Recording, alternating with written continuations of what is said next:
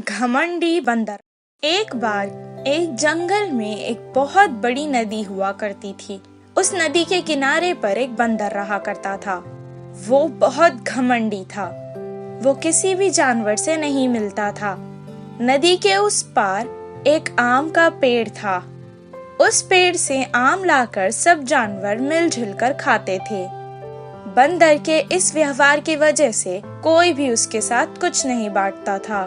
बंदर भी सोचता था कि वो भी मजेदार फल खाए। एक दिन उस नदी में एक चरवाहा अपनी बकरियों के साथ एक नाव में आ रहा था। उसे देखकर बंदर ने कहा, हाय, मुझे नदी के उस पार जाना है, मुझे अपनी नाव में ले चलो ना। जैसे ही वो नाव में बैठ गया और नाव चलने लगी, अचानक आसमान में काले बादल छा गए और बहुत तेज हवाएं चलने लगी। उनकी नाव उस हवाओं के कारण पलट गई और सब पानी में डूबने लगे। बकरियां और चरवाहा तैरकर नदी के किनारे आ गए, लेकिन बंदर को तैरना नहीं आता था, इसीलिए वो वहीं रुक गया। बचाओ, बचाओ!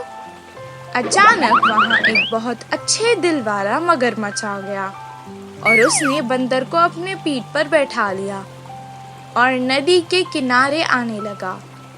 रास्ते में उसने बंदर से कहा, तुम्हें तैरना नहीं आता है क्या? वो सोचने लगा कि अगर उसने कहा कि तैरना नहीं आता तो उसकी बेइज्जती हो जाएगी। ऐसा कुछ नहीं है, मैं तुमसे भी अच्छा तैर सकता हूँ। अच्छा, तो फिर तुम वहाँ ठहर कर बचाओ बचाओ क्यों चिल्ला रहे थे? मैं बंदरों का राजा हूँ, मैं अपना काम खुद नहीं करता, मेरे सारे काम नौकर करते हैं। बंदर का झूठ वो समझ गया और कहने लगा, मुश्किल के समय बड़े से बड़े राजा भी अपने आप को बचाने के लिए कुछ ना कुछ काम करते हैं। मैंने कहा ना कि मैं राजा हूँ, मैं नौकरों से बात नहीं करता। चुपचाप मुझे किनारे पर छोड़ दो। अगर ज्यादा सवाल करोगे तो तुम्हें बहुत कड़ी सजा दूंगा। मैं बहुत अच्छा राजा हूँ, मैं ये बार तुम्हें जाने दे रहा हूँ, अगली बार नहीं जाने दूंगा। मुश्किल में सहायता करने वाले का ही ये सम्मान नहीं करता, ये सोचकर उसे गुस्सा आ गया। मगरमच्छ ने कहा, पानी में जितने जानवर होते हैं मैं उन सबका राजा हूँ। जो अच्छे लोग होते हैं उन्हें ही मैं इज्जत देता हूँ और जो तुम्हारे जैसे घमंडी लोग होते हैं मैं उन्हें ही सबक सिखाता हूँ। तुम पानी में रहने वाले जानवर हो, तुम मुझे क्या सबक सिखाओगे? तब मगरमच्छ ने कहा, अच्छा तो देखो। इतना कहकर उसने बंदर को नदी में फेंक दिया और आगे चला गया। इस कहानी से हमें ये शिक्षा मिलती है कि हमेशा वक्त देखकर बात करनी चाहिए। भूत की अच्छाई। एक जंगल के पास वाले गांव में शांता माँ और शिव नामक माँ बेटे रहते थे। आजू बाजू वाले उन पर शब्दों का जादू करके जरूरत के सामान ले जाते थे। बहुत खमा के माँ को खुश रखने वाला शिव को ऐसे काम गुस्सा दिलाते थे। एक दिन शांता माँ घर समेट रही थी। एक कोने में पोटली दिखी। उस पोटली को शायद उसने कभी नहीं देखा। क्या होता होगा करके चिंते में पोटली खोली। उस पोटली के अंदर बहुत पैसे दिखे। आनंद नहीं ले पाते हुए आजू बाजू के लोगों को बुलाकर बोली। उन सब के सामने अपने बेटे की बहुत तारीफ की। वह बातें छुपे हुए चोरों ने सुन लिया। फिर हड़बड़ी में उसके पास आए। तुम्हारा बेटा पेड़ से गिर गया, बहुत घायल हुआ, इलाज के लिए पैसे लाने को कहा। बोलकर उलझन में डाल दिया। उनकी बातों को सच मानकर शांता माँ ने पैसों की पोटली दे दी। वह लेकर वे भाग गए। बेचारे बेटे को ऐसे हुआ जानकर वो रोते हुए चौखट के पास रह गई। कुछ घड़ी बीतने के बाद शिव घर पहुँचते ही, इतनी जल्द गांव भर गए क्या रे? शांता माँ ने चौंकते हुए पूछा। माँ के ऐसे पूछने पर शिव समझ गया कि कुछ तो हुआ है और पूरी बात बताने को कहा। माँ की बात सुनने के बाद उसके आंसू ही कम थे। मेरी मेहनत की कमाई पूरी मिट्टी में मिला दी और थोड़ा जमा करके शहर में व्यापार करना चाहता था, मुझे वह नसीब ही नहीं। बोलकर बिना कुछ खाए गुस्से में घर से निकल गया। असहनीय दुख में अब जीवन पर शिव निराश होकर सीधे सीधे जंगल के भूतों के कुएं के पास गया। वह जीना नहीं चाहता करके वह आकर खाए बोलकर जोर से चिल्लाया। उसकी चीख सुनकर कुएं से बाहर आई हुई भूत क्या हुआ, क्यों बुलाया, बोलकर पूछा। शिव बिना डरे भूत को पूरी बात बताया। अब तक जमा हुआ सारा पैसा चला गया, क्यों जीना, मुझे मार दो, बोलते हुए प्रार्थना की। भूत समझ गया था कि यह काम शब्दों का जादू चलाकर धोखा देने वाले उन चोरों का ही है। देखो तुम कोई मासूम लगते हो, गलत करने वालों के सिवा अच्छे लोगों को हम भी कुछ नहीं करते।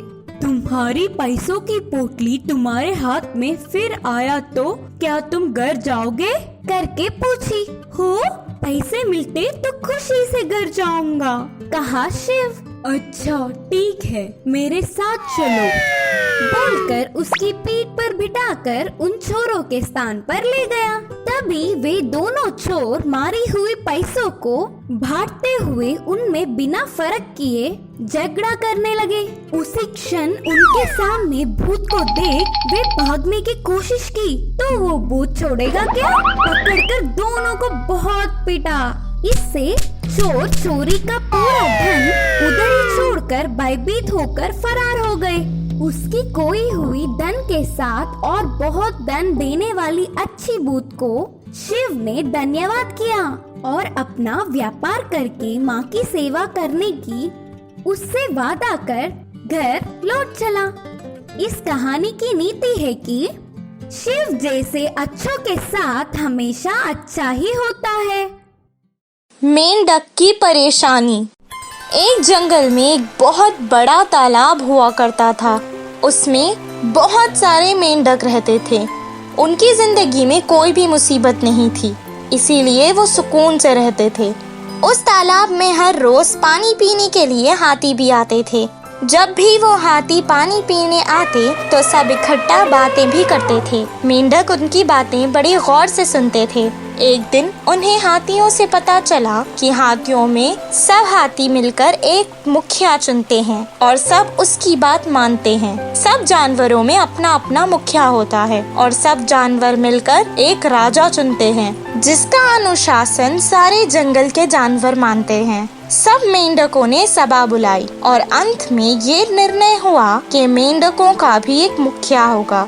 वो सब मिलकर जंगल की देवी की पूजा करने लगे। अचानक वो देवी वहाँ प्रकट हुई। उनमें से एक मेंढक बोला, देवी माँ, सब जानवरों की तरह हमें भी एक मुखिया चाहिए।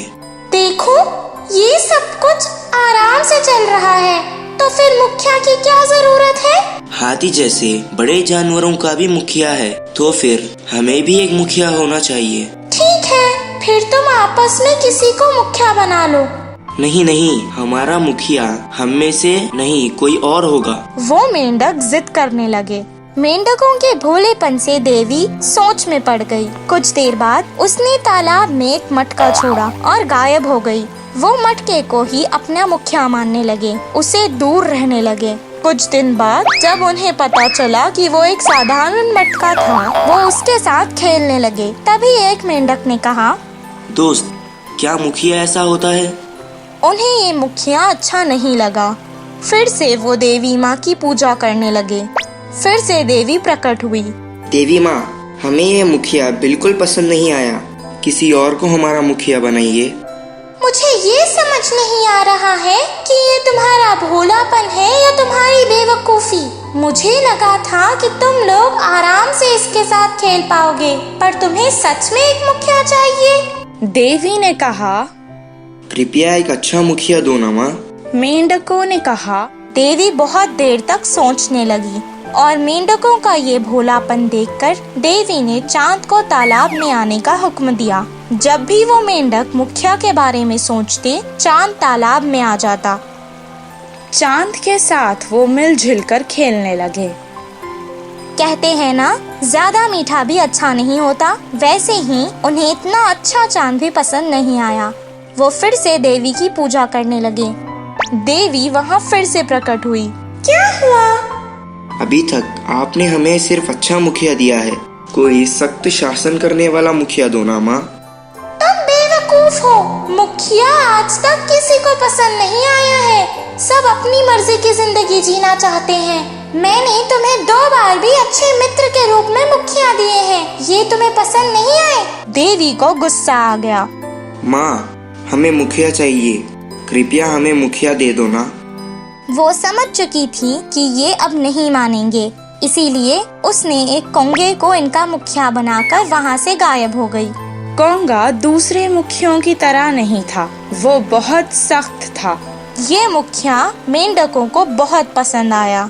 हमारा मुखिया, तुम बहुत अच्छे हो। हमारे तुमसे भी पहले 2 मुखिया थे, पर तुम सबसे अच्छे हो। तुम बहुत सख्ती से अपना पद संभाल रहे हो। तुम्हारी ये तलवार की जैसी चोंच से तो हम सब डरते हैं। कुछ दिन तक वो इसी मुखिया की शक्ति से बहुत खुश थे, पर कोंगा उनसे कभी कोई बात नहीं करता था। वो हमेशा किनारे पर बैठकर उन्हें देखता था। जैसे ही कोई भी मेंढक उसकी तरफ आता, वो उसे पकड़कर खा जाता था। ऐसे ही हर रोज वो एक एक मेंढक खाने लगा। जैसे ही कुछ दिन बाद उन्हें पता चला कि उनके दोस्त मर रहे हैं, वो डर गए और अब वो कोंगे को पसंद नहीं करते थे। वो दोबारा देवी की पूजा करने लगे। ओ देवी माँ, हमें अब ये मुखिया नहीं चाहिए, हमें इसे बचाओ। लेकिन अब देवी माँ इनसे तंग हो चुकी थी, इसीलिए वो उनके सामने नहीं आई। इस कहानी से हमें ये शिक्षा मिलती है कि बेवकूफ को समझाने का कोई फायदा नहीं।